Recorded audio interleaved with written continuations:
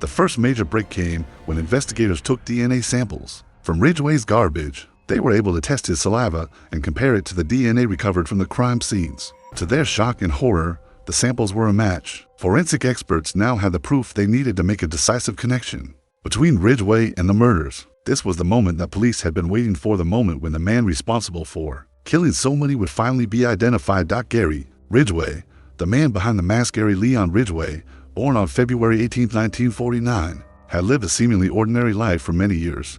He was a quiet man, married twice, and had a family. He worked as a truck painter, and to the outside world, he seemed like an unremarkable man with a normal job and a suburban life. But what people did not know was that Ridgway had been leading a double life for years. While outwardly appearing to be an upstanding citizen, he was secretly a predator, driven by an uncontrollable urge to kill women. Ridgway's pattern of killings, once he was identified, revealed a chilling profile of a man who was methodical and calculating.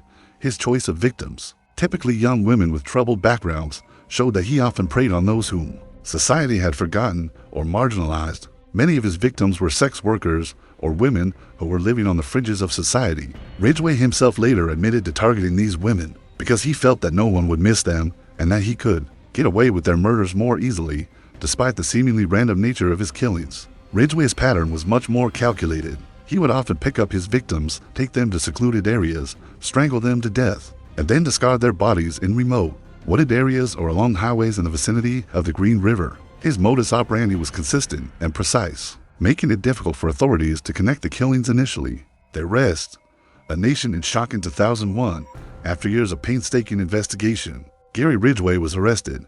He had been living in plain sight for years, and even though he had been a suspect in the case for a long time, the authorities had never been able to gather enough evidence to charge him. Ridgway's arrest was a stunning moment for the public, as it shattered the image of the everyday man living among them. Ridgway was taken into custody and charged with the murders of 4 women, with many more charges expected to follow. When he was arrested, he had been living with his second wife, and his life appeared to be quite normal. He showed no obvious signs of guilt, and during his initial interview with the police, he denied any involvement in the killings. However, the DNA evidence left no room for doubt. Ridgway was the Green River killer. At the time of his arrest, Ridgway had been living in the city of Seattle, just miles away from the area where the majority of the murders had taken place. His job as a truck painter and his unremarkable personal life had allowed him to avoid suspicion for so long. But his arrest revealed the chilling truth about his past. The confession, a cold, calculated killer. After his arrest,